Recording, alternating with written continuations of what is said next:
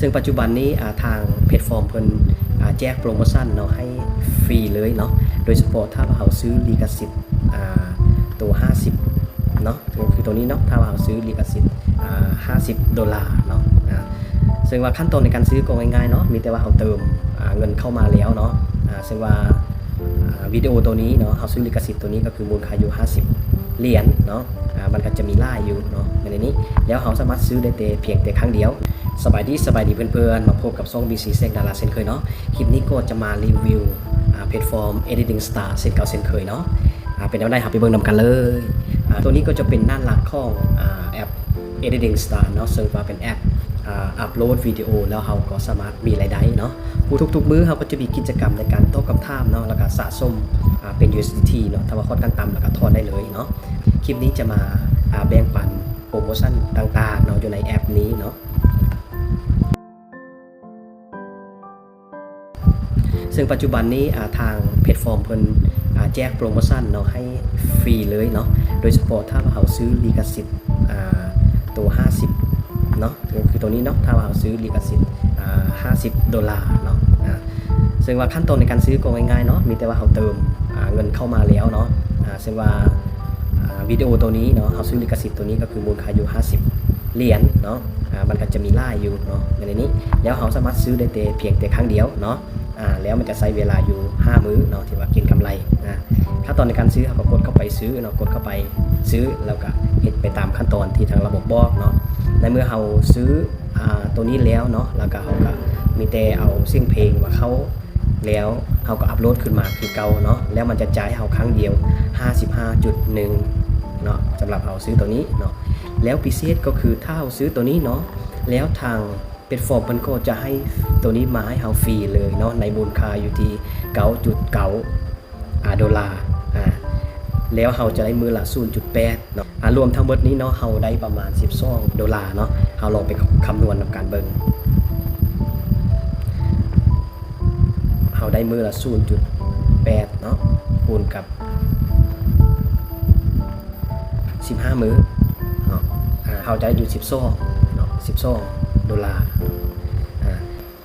ถ้าว่าเราซื้อลิขสิทธิ์$50เนาะเราซื้อ$50เนาะแล้วเราก็จะมีรายได้เนาะก็คือ 5.1 รวมกัน 55.1 เห็นป่ะแล้วมาบวกกับ12เราจะได้อยู่ 67.1 เนาะแล้วมาลบกับ50เรียกว่าเราจะมีรายได้หรือว่าส่วนต่างอยู่ที่ $17.1 เนาะผู้ใดที่มีแผนที่จะซื้อลิขสิทธิ์ก็ลองเบิ่งตัว$50นี่เนาะหรือว่าไล่ก่อนยิงเป็นกันดีเนาะบริหารความเสี่ยงเองเนาะหลังจากที่เราซื้อลิขสิทธิ์แล้วเนาะเขาก็จะได้รับโบนัสพิเศษเนาะคืออยู่ในกลุ่มนี้เนาะหลังจากที่เราซื้อลิขสิทธิ์แล้วเนาะเขาก็จะมีสิทธิ์ลุ้นรับโบนัส2 ชั้นไปเลยเนาะก็คือตัวที่1แม้นเราลงลิขสิทธิ์แล้วเนาะเราซื้อลิขสิทธิ์แล้วเราก็จะได้รับเงิน59,000 กีบเข้าในบัญชีของเราเลยเนาะถึงว่าผู้นี้นี่ซื้ออยู่ที่260เนาะแล้วเราก็จะได้50,000 กีบเนาะและต่อมาก็คือเราจะมีสิทธิ์ลุ้นรับ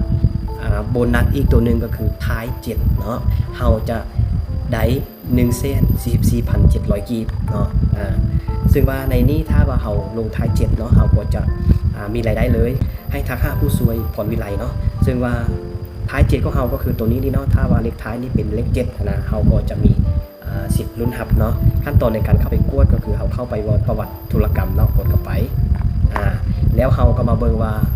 ถ้าว่าท้ายเลข7นี่เนาะเราไปแต่แคปหน้าตัวนี้เนาะแล้วก็ส่งลงกลุ่มเนาะซึ่งว่ากลุ่มตัวนี้ถ้าว่าผู้ใดบ่ทันเข้ากลุ่มตัวนี้ก็ให้ทักหาผู้ช่วยผ่อนวิไลเนาะทักหาผู้นี้ซึ่งว่าข้าพเจ้าจะเอาเบอร์ของเราเอาไว้กองวิดีโอนี้แล้วให้ทุกคนเข้ามาแอปตัวนี้แล้วทักหาเราเลยเนาะคือเข้าไปในกลุ่มนี้แล้วปัจจุบันนี้คือว่าแอดมินบ่ทันเปิดให้เราสนทนากันเทื่อเนาะถ้าเราเปิดแล้วเราส่งเข้าไปนี่เราก็ขอรางวัลได้เลยเนาะแล้วเขาก็ทักหาผู้ช่วยผ่อนวิไลเนาะซึ่งว่าข้าพเจ้าทักหาผู้ช่วยผ่อนวิไลก็คือข้อรับโบนัสเดย์เนาะแล้วก็บอกรายละเอียดมาแล้วก็ส่งไปตามที่เราบอกเนาะ ถ้าเราอยากจะเพิ่มผู้ใหม่เนาะหรือว่าคนใหม่ที่เข้ามาแล้วอยากจะทักหาผู้สวยผลวิไลเนาะก็กดเข้าไปสนทนาแล้วเข้าไปบอลติดต่อโพพันเนาะแล้วเข้าไปบอลหมู่ใหม่เนาะจากนั้นก็เข้าไปเพิ่มหมู่เนาะแล้วเขาก็ไปเลือกประเทศลาวเขา856แล้วก็กดคน5เนาะมันจะขึ้นมาเป็นรหัสประเทศเนาะจากนั้นก็ใส่เบอร์โทรของผู้สวยผลวิไลแล้วก็กดคน5เนาะแล้วจากนั้นก็ทักหาลาวแน่นอนก็ไล่คนก็ทักมาส่วนตัวเนาะเพราะว่าผู้สวยพรวิไลเราบ่ตอบเนาะแน่นอนมันไล่คนมันบ่แม่นแต่เฮาเนาะมีแต่ว่าให้ทุกคนทักหาเราทุกๆมื้อเลยเนาะถ้าว่าเราบ่ตอบนะเนาะผู้ใดที่ว่าเบิ่งคลิปวิดีโอแล้วนำไซต์แพลตฟอร์มตัวนี้ขอให้ทุกคนโชคดีและได้รับรางวัลหลายๆเนาะถ้าว่าผู้ใดยังบ่ทันมีแพลตฟอร์มตัวนี้นำไซต์บนมือถือก็ศึกษาเบิ่งแล้วก็ทักหาข้าพเจ้าตามเบอร์อยู่กองวิดีโอนี้ได้เลยหรือว่าทักหาผู้ที่ส่งคลิปนี้ให้ทานได้เลยเนาะคลิปนี้ก็จบเพียงเท่านี้แล้วเราจะพบกันในคลิปต่อไปสบายดี